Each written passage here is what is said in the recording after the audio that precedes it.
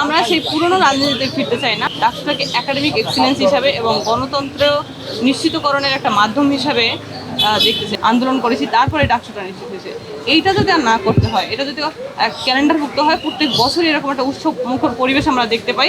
দেশের number 1 trading app Nifty ফার্স্টে পাচ্ছেন ট্রেডিং এর সব সুবিধা, dual exchange access, company analysis, portfolio তৈরি করা সহ আরও অনেক ইউনিক ফিচারের সাথে ট্রেড করতে ডাউনলোড করুন এক্ষুনি।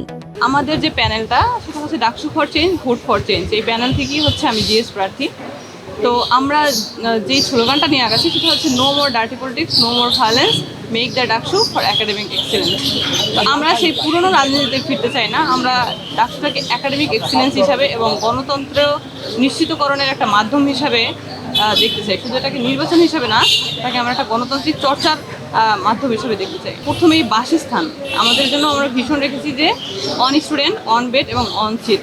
বাসস্থান সংকটটা খুবই প্রকট আমরা দেখে থাকি যে, তো বাসস্থানটাকে কীভাবে নিশ্চিত করা যায়, প্রত্যেকটা স্টুডেন্টের জন্য একটা সিট নিশ্চিত করা যায়, সেটার লক্ষ্যে আমরা কাজ করব। এবং আমাদের হল ক্যান্টিনগুলোতে যে খাদ্যের মান, সেটা কিন্তু খুবই বাজে এবং হচ্ছে খুবই খারাপ। তো হচ্ছে বিভিন্ন সময় আমরা বিভিন্ন কিছু পেয়ে থাকি, তো একবেলায় দেখা যায় খাবার খাওয়ার পরে অন্যবেলা আর খেতে ইচ্ছা করে না। তো এই খাদ্যের মানটা কীভাবে পুষ্টিগুণ নিশ্চিত করা যায়, সেই লক্ষ্যে আমরা কাজ করব। এটার জন্য যদি প্রশাসনকে ভর্তুকি আরও বাড়িয়ে দিতে হয়, সেটাও আমরা নিশ্চিত করব। যে ডাকসুকে ক্যালেন্ডারভুক্ত করা, এই যে ডাকসুর পিছনে কিন্তু একটা লড়াই সংগ্রাম করতে হয় ডাকসু নির্বাচনটা নিয়ে আসার জন্য। যে হচ্ছে আমরা এই যে যেমন এই যে 2025 সালের ডাকসুটা, সেটা নিয়ে আসার পিছনে কিন্তু অনেক লড়াই সংগ্রাম আছে। এই যে আমাদের ভিপি প্রার্থী বিনিয়ামিন মোল্লা ভাই, সে কিন্তু প্রায় 72-74 ঘন্টার অনশনের পরে, এবং তার সাথে আরও ছিল অন্যান্য যে স্টুডেন্টরা, এবং আমরাও ছিলাম, আমরা সংহতি জানিয়েছি এবং আমরা ডিরেক্ট আন্দোলন করেছি, তারপরে ডাকসুটা নিশ্চিত হয়েছে। এইটা যদি আর না করতে হয়, এটা যদি ক্যালেন্ডারভুক্ত হয়, প্রত্যেক বছরই এরকম একটা উৎসব মুখর পরিবেশ আমরা দেখতে পাই, সেইটার জন্য কাজ করে যাব।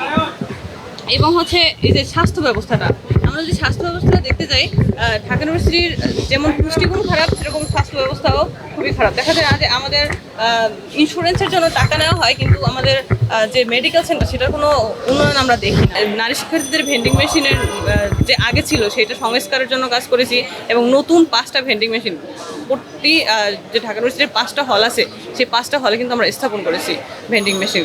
সেটা ডিজিটাল পদ্ধতির ভেন্ডিং মেশিন আমরা স্থাপন করেছি। ক্যাম্পাসে কিন্তু এই যে অবাধ চলাচল, ভবঘুরে, পাগল, তারপর বহিরাগতদের একটা যে হচ্ছে অবাধ চলাচল, সেটাকে কীভাবে নিয়ন্ত্রণ করা যায়, এবং বিভিন্ন ধরনের যে গাড়ি বাইরে থেকে আসে, যেমন ইদানিংকালে দেখতেছি যে আমরা বাসও ঢুকে যাচ্ছে, সেই গাড়ি ঘোড়াকে কীভাবে নিয়ন্ত্রণ করা যায়, মানুষ বহিরাগতদের নিয়ন্ত্রণ করা যায়, এবং স্টুডেন্টদেরকে বিভিন্ন হয়রানি থেকে বাঁচানো যায়, সেইটার লক্ষ্যে আমরা কাজ করতে চাই। ঢাকা ইউনিভার্সিটির 19টা হলের ভিতরে মাত্র 5টা হল মেয়েদের জন্য। সেই এই যে 5টা হলের ভিতরে আবার যে 3টা হল আছে, সেটা হচ্ছে ক্যাম্পাস প্রিমিসিসের বাইরে। নিউ মার্কেটে দেখা যায় 2টা, যে কুয়েত মৈত্রী হল এবং ফজিলাতুন্নেসা হল। এই মেয়েদের যে আসা যাওয়ার সমস্যা, সেটার কথা চিন্তা করে কিন্তু আমাদের যে ভিপি প্রার্থী বিনিয়ামিন মোল্লা ভাই, সে কিন্তু হচ্ছে ইলেকট্রিক্যাল ভেহিকেলে নিয়ে কাজ করতেছে, এবং সে হচ্ছে শুভেচ্ছা দূত।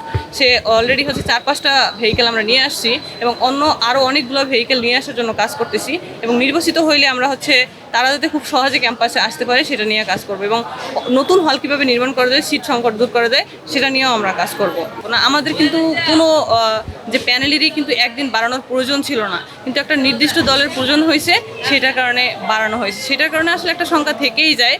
তবুও আমরা প্রশাসনের উপর আস্থা রাখতে চাই, যাতে হচ্ছে প্রশাসন একটা সুন্দর নির্বাচন আমাদেরকে উপহার দেয়, আমাদের সহযোগিতায়, তাদের সহযোগিতা, যাতে একটা অবাধ নির্বাচন স্টুডেন্টের জন্য আমরা পেতে পারি, সেটা নিশ্চিতকরণে কাজ করবে আশা করি। বিভিন্ন প্যানেল এবং হচ্ছে স্বতন্ত্র প্যানেল বলেন বা বিভিন্ন প্যানেলগুলো বলেন, এইগুলো সবাই কিন্তু আমাদের ভিন্ন মতের হতে পারে, কিন্তু সবাই কিন্তু আসলে ডাকসু নির্বাচনটাকে চায়। ঢাকা ইউনিভার্সিটির সাধারণ শিক্ষার্থীরা বলেন এবং যারা দাঁড়িয়েছে প্রার্থী ক্যান্ডিডেট বলেন, সবাই কিন্তু আসলে মন থেকে ডাকসু নির্বাচনটা চায়।